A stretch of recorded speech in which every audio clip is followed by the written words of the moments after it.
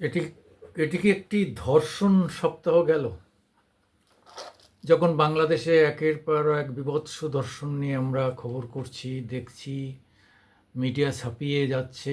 কি ভয়ঙ্কর অবস্থা বাংলাদেশে। হিন্দু মেয়েদের উপর ভয়ঙ্কর অত্যাচার হচ্ছে। প্রকাশ্যে দেখা যাচ্ছে 4-5 জনের তার ঠ্যাং আর হাত ধরে তুলে নিয়ে গাড়িতে করে নিয়ে চলে যাচ্ছে। কি বীভৎস অবস্থা। সেই সময়েই আবার একটা ধর্ষণের ঘটনা ঘটল আমাদের কলকাতায় তিলোত্তমাতে। মানে আর এক অভয়ার কাণ্ড।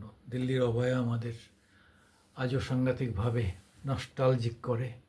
কী ভয়াবহ ঘটনা, কি নৃশংসভাবে খুন করেছিল তার হ্যাঁ তার স্ত্রী জননাঙ্গে লোহার শলাকা ঢুকিয়ে দিয়েছিল। উফ, কি বর্বরতা। ফাঁসিও হয়েছে, সেগুলো সব ফাঁসিতে ঝুলেছে। এখানেও বর্বরতার কম নেই। তার মানে বিভিন্ন হাড় পর্যন্ত ভেঙে দিয়েছে।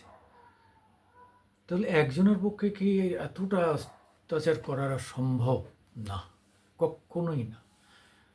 কেউ তার মুখ চেপে ধরেছে, কেউ তার উপর অত্যাচার করেছে। অথবা আমি কালকেই একটা ভিডিওতে বলেছিলাম, আপনারা দেখে নিতে পারেন আগের ভিডিওটাতে, যে মৃত্যুর পরেই, মরে যাওয়ার পরেই ধর্ষণটা হয়েছে। কেননা জীবিত অবস্থায় ও ধস্তাধস্তি করেছে, সেই অবস্থায় কখনোই সম্ভব নয়। একটি মেয়ে সহযোগিতা না করলে ধর্ষণ করা সম্ভব হয় না। যেমন একটা ঘটনায়, একটা ধর্ষণের ঘটনা, একটা চমৎকার মামলার কথা মনে পড়ল। তো সেখানে ধর্ষকের আসামির পক্ষের যে উকিল, সে একটা সুচ নিয়ে গিয়ে তাদের সুতো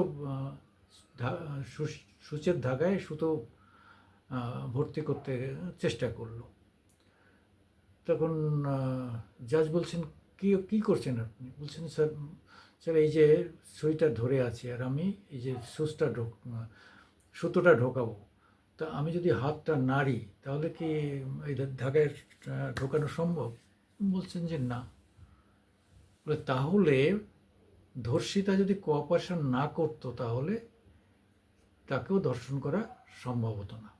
মানে কথার বলছি যে, ফলে এরকম ধরনের যুক্তি অনেক রকম আসে, কিন্তু তাতে তো সত্য লুকিয়ে যায় না, সত্য থাকেই। যে নৃশংসভাবে একে মেরেছে, তাতে একজনের পক্ষে সম্ভব নয়। যদি ধরে নিই সঞ্জয় গিল্টি, তাহলে আর কারা আছে সঙ্গে? অথবা এটা হতে পারে সঞ্জয় তাদের সহযোগিতা করেছে, ধর্ষণ অন্য লোক করেছে, প্রভাবশালী কেউ করেছে হসপিটালের, এবং যেহেতু ও সাবঅর্ডিনেট, ও তাকে সাহায্য করেছে। হ্যাঁ, মানে ওরা অ্যাসিস্ট করেছে। এমন হতে পারে যে ওনার ধর্ষণের পরে এও আবার ধর্ষণ করেছে। আমাদের জৈবিক ব্যাপার তো এগুলো ভয়ঙ্কর।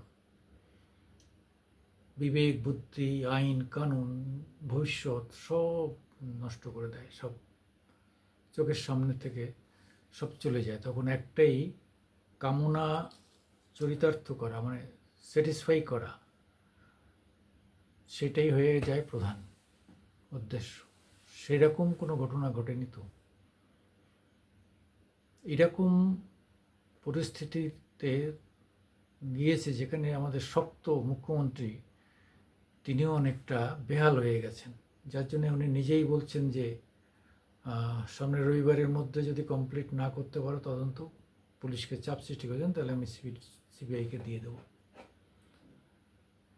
ফলে যে মুখ্যমন্ত্রী মানে ভয়ঙ্করভাবে ইদানিং সিবিআই, ইডি, সিবিআই ঘোর বিরোধী, তিনি নিজেই সিবিআইয়ের কথা বলছেন। অর্থাৎ প্রেশারটা এমন একটা জায়গায় পৌঁছে গেছে। জাতীয় মহিলা কমিশন, স্টেট মহিলা কমিশন সবাই ঝাঁপিয়ে পড়েছে, হিউম্যান রাইটস অর্গানাইজেশনগুলো ঝাঁপিয়ে পড়েছে। এই সুযোগে বিরোধী বিজেপির বামেরা সবাই ঝাঁপিয়ে পড়েছে, সবাই রাস্তায় নেমে পড়েছে। ডাক্তার পড়ুয়া যারা, তারা নেমে পড়েছে, বিভিন্ন ছাত্র সংগঠন নেমে পড়েছে। সত্যি একটি পোস্ট গ্রাজুয়েট পড়া মেয়ে হ্যাঁ, ডাক্তার হওয়ার পরে সে পোস্ট গ্রাজুয়েশন করছে, এইরকম একটা মহামূল্যবান আমাদের ডাক্তার আমাদের চলে গেল। একটা ডাক্তার তৈরি করতে 2 কোটি টাকা কমপক্ষে খরচ হয়। এটা আমাদেরই আয়ের টাকা যায়, আমাদেরই আয়করের টাকা যায়, আমাদের ট্যাক্সের টাকা যায়। তাহলে সে কত ভ্যালুয়েবল, কত মানুষের জীবন সে বাঁচাতে পারত, কত রোগীর সে উপকার করতে পারত।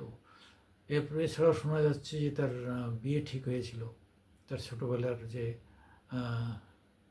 বয়ফ্রেন্ড, হ্যাঁ, বাল্যকালের বন্ধুর সঙ্গেই তারা একসঙ্গেই বেড়ে উঠেছে, তাদের পরস্পর এই নভেম্বরে তাদের বিয়ে পাকার কথা ছিল, যে নভেম্বরে তারা বিয়ে করে ঘর সংসার করবে। ইস, কি ভয়ঙ্কর একটা একটা স্বপ্নের মৃত্যু ঘটলো, স্বপ্নের ভয়ঙ্কর স্বপ্নের মৃত্যু ঘটলো ভয়ঙ্করভাবে।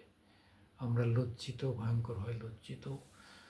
আমরা এর থেকে যেন শিক্ষা নিয়ে আগামী কলকাতাকে আরও সুন্দর করতে পারি, অন্তত মেয়েদের যেন নিরাপত্তা দিতে পারি। আমি সুকুমার দেবনাথ, মামাটি মানুষ ইউটিউব নিয়ে আপনাদের সামনে আসি। আমাদের লাইক দেবেন, শেয়ার করবেন এবং সাবস্ক্রাইব করবেন। নমস্কার।